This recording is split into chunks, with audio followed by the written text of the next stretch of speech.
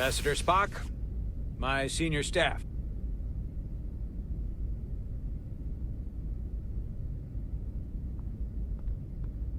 It's not every day that a captain gets to welcome a Starfleet legend aboard. You flatter me, Captain Solano. But legend implies the past tense, whereas I am very much focused on our present circumstances.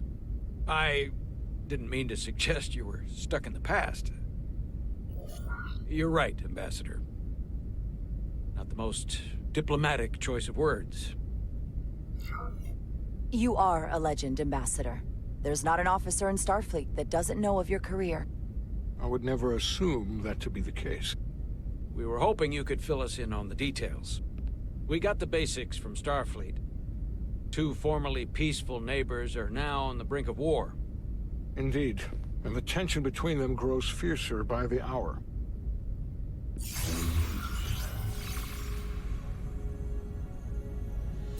Ilidia and Hotari.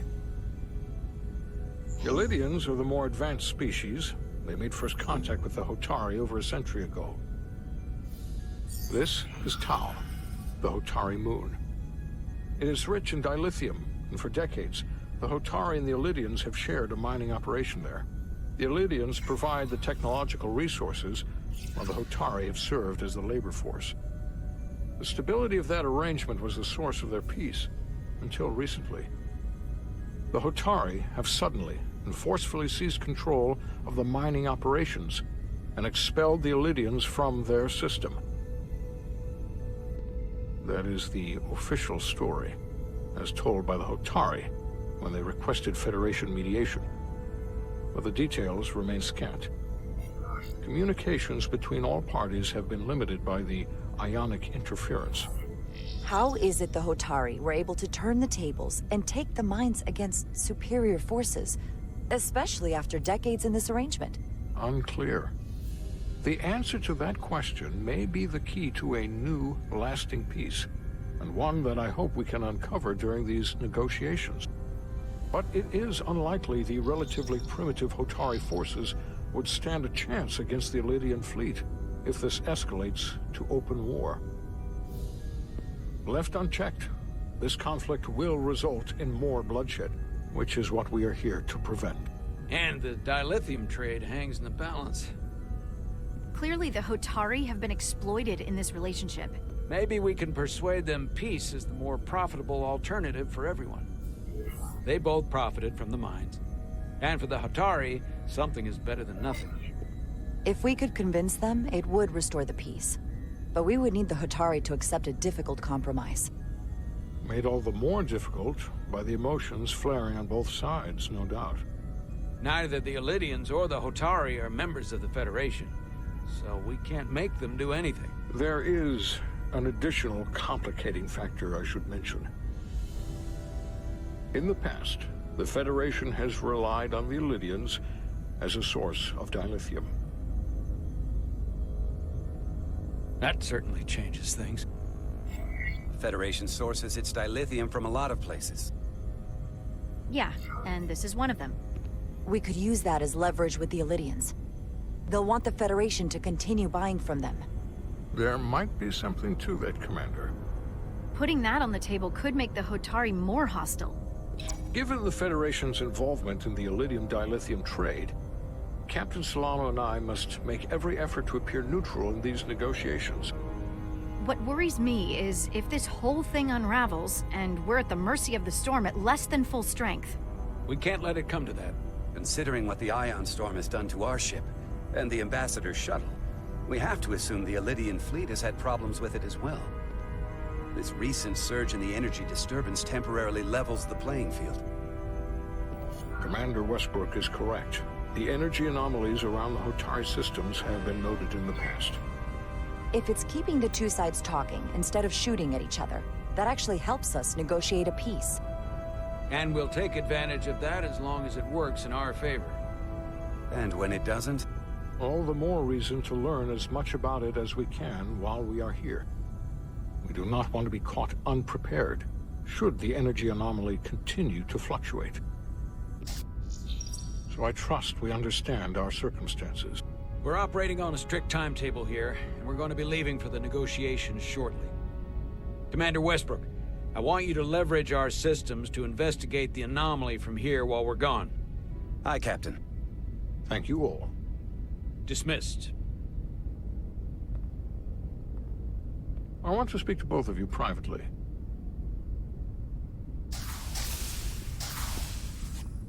Ambassador Spock, I'd like to make a formal introduction. My first officer, Commander Jara Rydek. Commander, as you are aware, there are limits to what Captain Solano and I can do in our official capacity as representatives of the Federation. But someone in an unofficial capacity, your first officer, for example, would not be bound by those restrictions. Commander Rydek could ingratiate herself to certain parties behind the scenes, where they may be more candid in revealing information that could lead to a resolution. She certainly knows how to say the right things. At least when she wants to. I'm honored to be included in the negotiation process. You're not just included, you are instrumental. Well, I hope Commander Rydek will have more luck finding out what really happened than we will through official diplomatic channels. The fate of the negotiations, the interests of the Federation, and the prospect for peace may very well depend on it.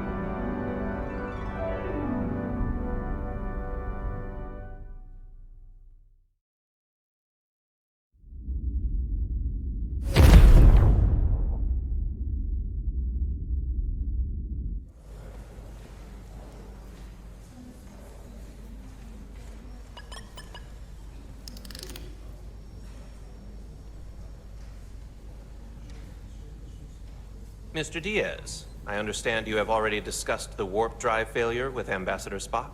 I have. It is imperative that the Ambassador's shuttle be flight ready.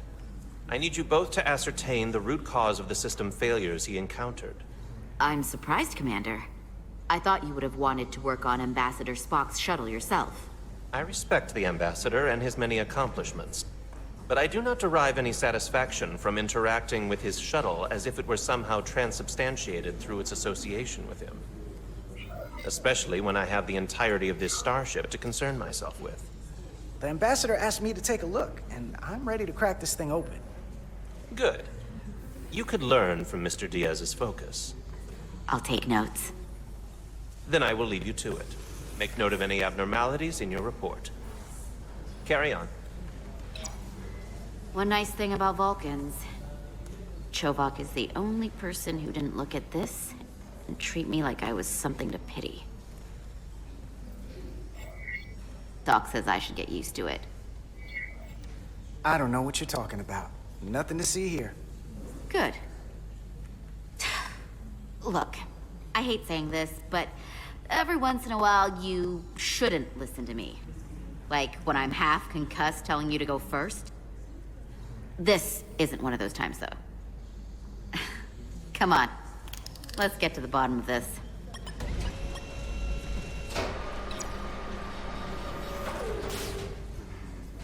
Ready to go? All set. Let's run the diagnostic.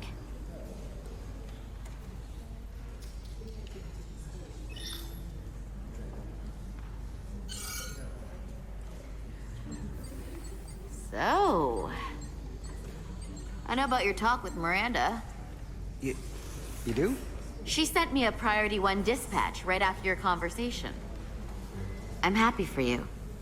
Both of you. Thanks. But I'm only going to tell you this once. Don't screw this up. Because I would be very unhappy if you tried this out and then, I don't know, 6 weeks or 6 days later, I have to start splitting holidays between the two of you. All because things went south and you're not on speaking terms. That just isn't gonna work for me. You really don't believe in me, huh? It's not you. Or her. Just running the numbers, and things don't work out more often than they do.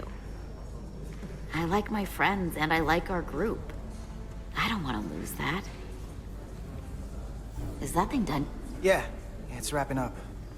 Let's see. The relays along the primary EPS are blown. The backup relays are all intact. An EPS overload from the warp drive could cause that. But how did the shuttle end up dead in the water? Huh. Well, maybe the ship's data recorder can tell us something.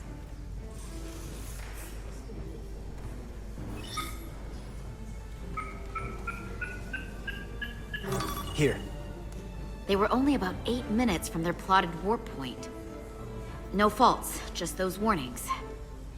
What are they?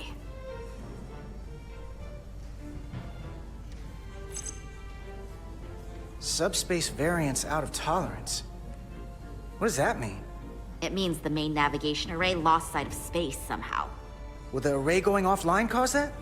Yes, but it should have also thrown a fault code.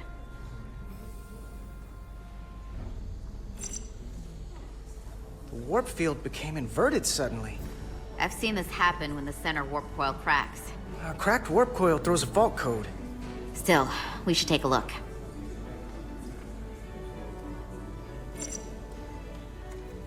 There was a complete warp cascade failure. Wow. They're lucky the shuttle didn't turn inside out. Makes me think the computer panicked on the warp field equation.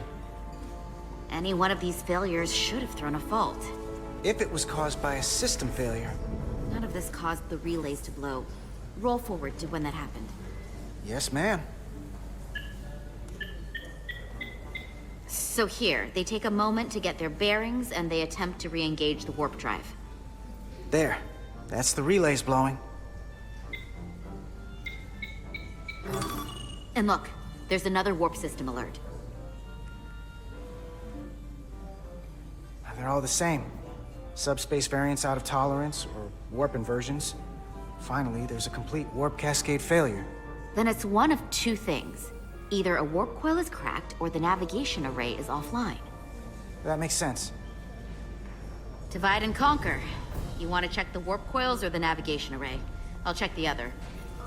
Let's not overcomplicate this. One of these systems is likely broken. I'll check the nacelles for a cracked coil.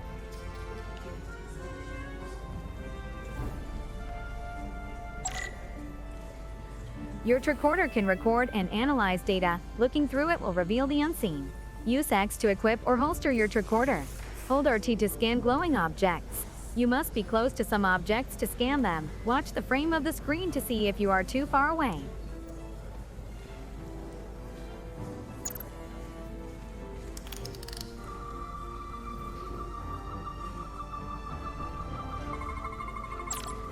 Some objects you scan will activate a deep scan. During a deep scan, use LB and RB to switch between different scan modes and search for glowing objects. The mode indicators on the tricorder will blink if there is an object to find in that mode. When you have scanned all objects, the frame will change color. Hold LT to analyze the date and finish the scan.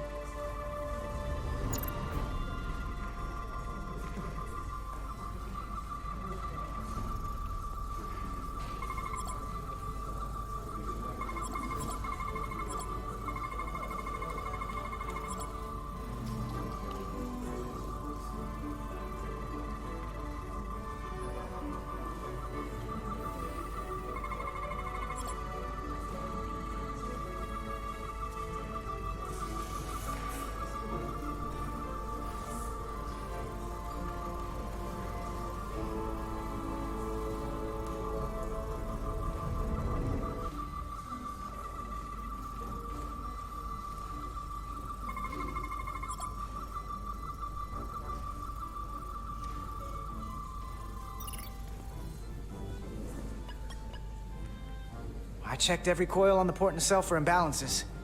If any coil in either engine were cracked, I would have detected it. So, it must be the navigation array.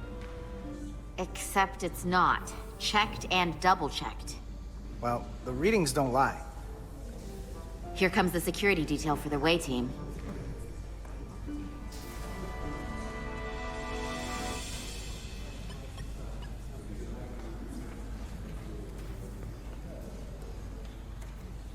Hey. I'm not here. We're escorting the negotiating team to the surface as soon as they come down from the bridge. I don't want to interrupt some important work. I was just hoping to see you before I go. The captain and the others will be here any minute now. Should be an interesting ride down to the surface. come on, I'm never too busy to make time for you. That's not true. No, but I am glad you came by. Now that's more accurate. I gotta be precise with you, huh? Hey, Maris. Aren't these those button pushers you're always hanging out with? And you're the phaser jockeys we always beat in Parisi squares, right? All aboard for Hotari. That another one of the captain's railroad things? Gotta be. I just usually zone out by the time he gets to the whole, steam engines were the warp drives of their day part. Catch y'all later. You don't want to miss your train. I do have to go.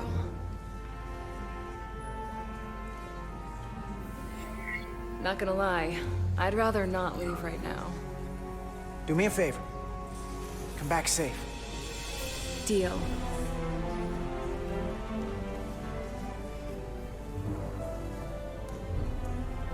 Be seeing you.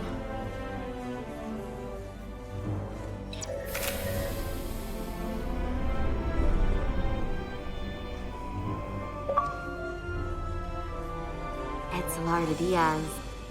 If you could float back down to reality, we still have a ways to go.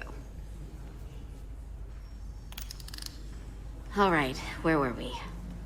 So, the warp coils in the navigation array are fine, but the nav computer doesn't seem to think so. I'm out of ideas short of field stripping the shuttle from bow to stern. You wanna take this out of the shuttle and throw it on the bench? Oh, real hands-on maintenance. I like it. Okay, the nav computer is patched into the ship. The ship's computer can double-check our work. If the shuttle's nav computer is putting out false data, we'll know it. Let's run through the shuttle's logs again. Running now.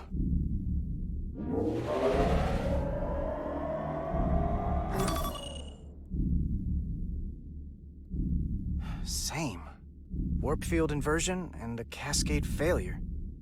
However, the Resolute computer doesn't show the same subspace variance. We're in the same conditions that the shuttle was in when it failed. Why wouldn't the ship's computer get a matching result? What if the subspace variance was a momentary occurrence? That's a possibility, and it would explain why the simulation under our current sensor readings failed to reproduce the issue. But a subspace anomaly strong enough to cause a warp field collapse would leave graviton ripples for days. Let's run with the momentary subspace variance theory for now. Roll forward to the shuttle's attempt to re-engage the warp drive. We need the conditions of space around the shuttle at the moment of warp failure. Resuming simulation.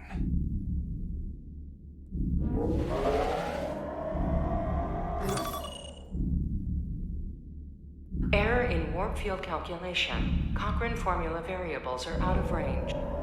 That right there. Take the shuttle sensor data from that moment. Computer, why did the warp field calculation fail? Warp field pressure returned non-orthogonal. Results are undefined. That doesn't help. Wait, what if we use a different ship?